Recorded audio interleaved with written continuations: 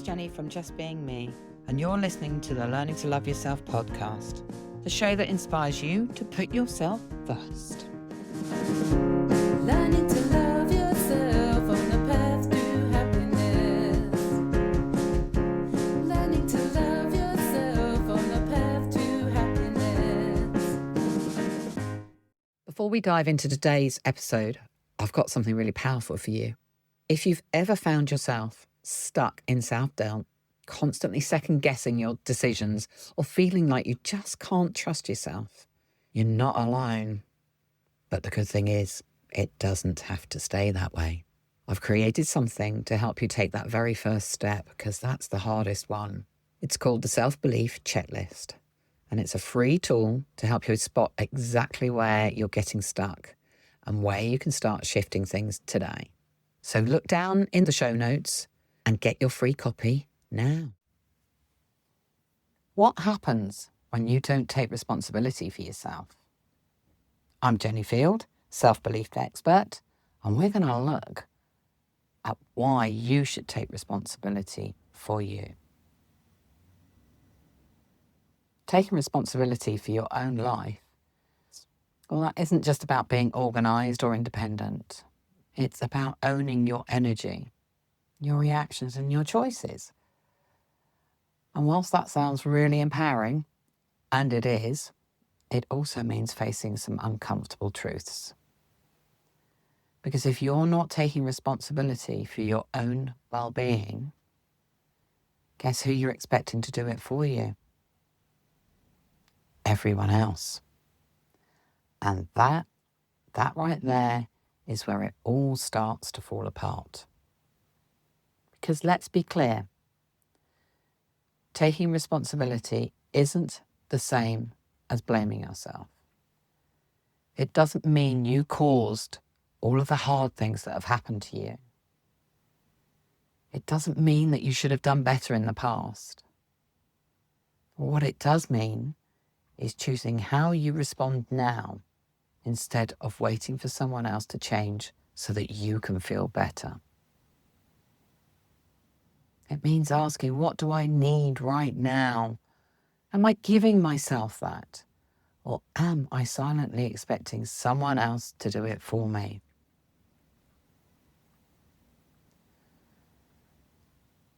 What often happens when someone doesn't take responsibility for themselves is they wait. They hope. They expect. They look to others, a partner, a friend, a boss, anyone to notice how much they're struggling. And when that doesn't happen, when their needs go unmet because they've never actually voiced them or owned them, that's when the anger creeps in.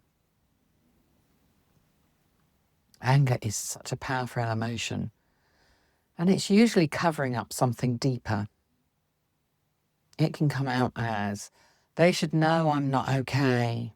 Why is no one checking on me? Why am I always the one supporting others and no one supports me? But underneath all of that anger, it's often an unmet, deep need to be seen, heard, valued, and cared for. If you've ever caught yourself feeling resentful, snappy, or like you're just about to explode, it might be worth asking yourself, have I told myself the truth about what I need? Have I actually taken any steps to give it to myself? Because here's the tricky part. If you've been ignored, dismissed, or invalidated in the past, especially as a child, your nervous system might have learnt that the only way to get attention is to escalate. And sometimes anger becomes the strategy. Because anger gets noticed. Anger can make people listen. Anger says, I'm not okay and no one's helping me. But here's the catch. It might get you attention, but it won't get you the connection. And it won't build you trust with yourself. So let's flip it over. What happens when you're the one that's constantly rescuing others? If you've ever found yourself swooping in to fix, help smooth things over, or save someone from discomfort, you might be in the rescuing role. And yeah, at first it can feel good. I did it for years and years and years. You feel needed, you feel helpful, you feel caring. And here's the truth most people miss. When you rescue someone, you stop them from learning how to take responsibility for themselves. You carry their emotional weight. You solve their problems. You soothe their discomfort. And because you never learned to do it for themselves, the cycle repeats. You have to keep rescuing them because they don't know how to do it. It becomes your job to keep them going. And that is exhausting. And what often starts from love or empathy can turn into frustration or resentment and burnout. Because deep down, part of you is hoping that they'll change. They'll take responsibility, or even eventually just appreciate what you've done. But how can they grow if they're not given the space to do it? Letting someone sit in discomfort doesn't mean you don't care. It means you care enough to believe that they are capable and you can sit alongside them whilst they grow.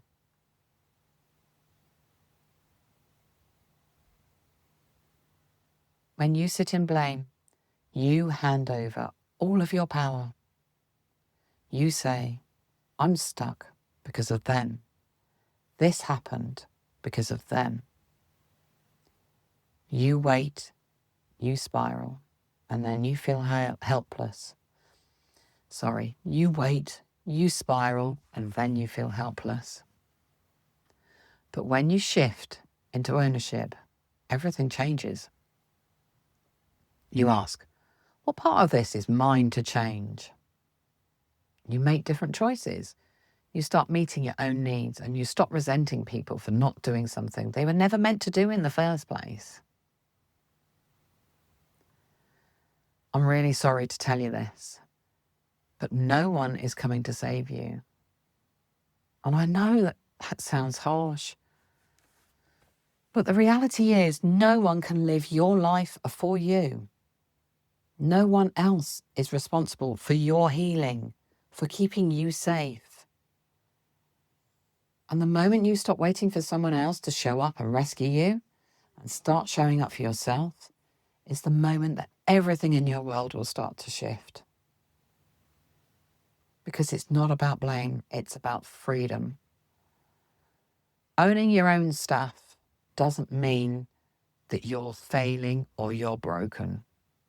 It means that you've decided that your peace, your power, your growth is more important than your pride. It means that you're brave enough to ask, where am I waiting to be rescued? Where am I using anger to get attention instead of voicing my needs? Where am I rescuing others and keeping them stuck? What can I take responsibility for today that would move me forward? And finally, you're allowed to want support. You're allowed to need care. But that starts with you choosing to care for yourself first. And that's not selfish, that's self-responsibility. It's the foundation of every healthy boundary, every healing journey, and every powerful transformation. You don't have to keep shouting to be seen. You can start listening to yourself instead.